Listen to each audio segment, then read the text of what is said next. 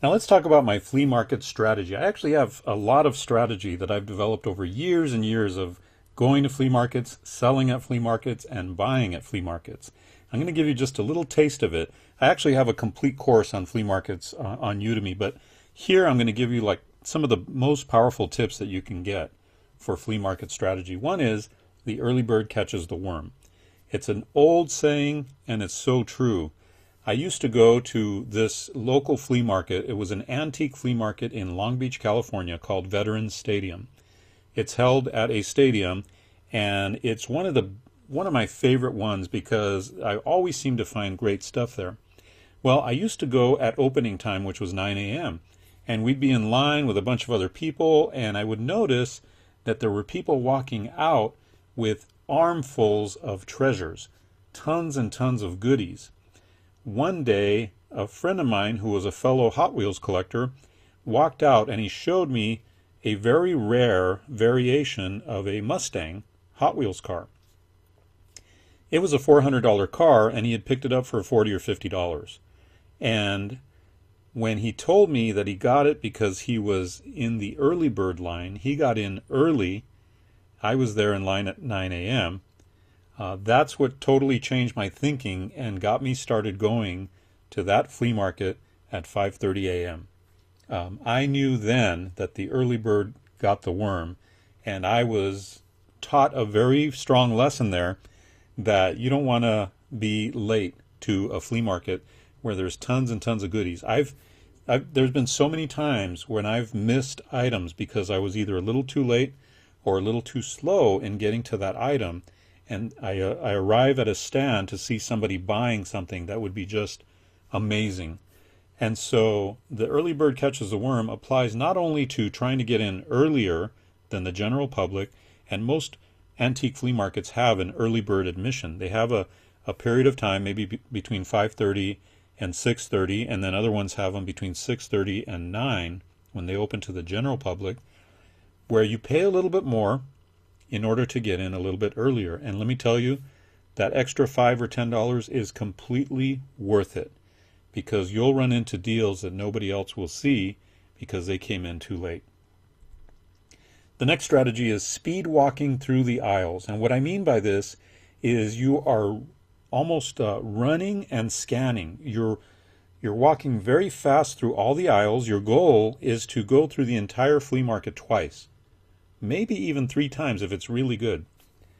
What this does, it allows you to scan through a lot of items and a lot of sellers in a shorter period of time and land on the items that are going to be highly profitable for you quicker. In other words, before somebody else does.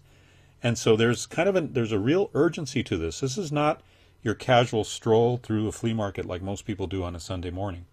This is really a purposeful, focused, intense search for those items that you're looking for.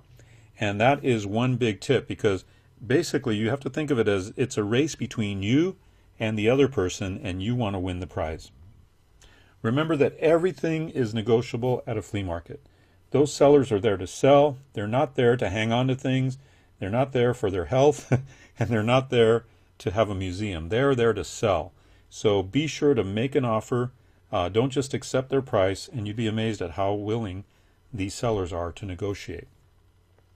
Here's a strategy I call the pick it up and hang on to it strategy. If you find an item that is really unusual, or you're kind of wondering whether you should buy it or not, hang on to it. I had one experience once that taught me this lesson. I was at a toy show in Pasadena, California. It was early in my Hot Wheels collecting career. I didn't know that much about the prices. I wasn't that certain about the values. So I picked up a classic Nomad Hot Wheels car, still in the package, from 1970. It was a beautiful car. It was light green. And I asked the seller, how much for this car? And he said, $40. And I looked at it and I thought about it. And at the time I didn't have a lot of money. And I was fairly new to that toy show, so I still wanted to look around, and I figured I would come back and maybe buy it later, right? The split second I put it down, the person next to me picked it up and said, you want $40 for this? He said, yeah. Here you go. Instantly, I knew I'd made a mistake. Instantly, I knew that that price was awesome and I should have bought it. So the moral to that story is, if you pick something up and you're not sure about it, you're questioning whether you should buy it or not, hang on to it. Don't put it down until you make your real final decision. Because that might happen to you. The person next to you or somebody around you will pick it up and buy it right out from under you. So keep that in mind. And then I like the concept of bundling. You know, when you can bundle a bunch of different items together in one shot, you can end up getting a much better price because the person sees that you're buying multiple items. They're willing to give you a better deal. And here's a very important question. Do you have any more of these? This is great when you've found an incredible deal and you always want to ask this question. I once found an incredible deal on Star Wars action figures. These were action figures that were being sold for $4 each or 3 for $10. And when I asked the guy, how much were they? He said $4 each or 3 for $10.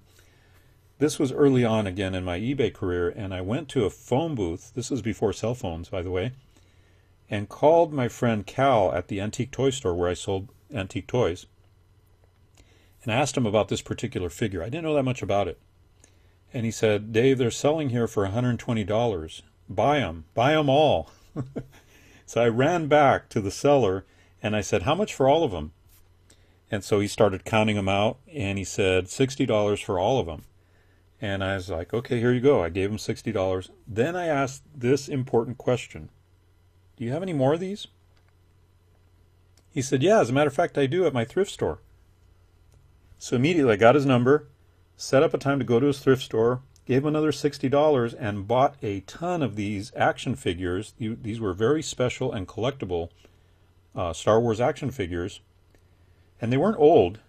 They were just a special theater edition. They had handed out at the movie theaters. And I made a little over $2,000 on a $120 investment. Part of the reason I made that much money is I asked this question right here. Do you have any more of these? Very, very important question when you find a great deal that you know you can make money on.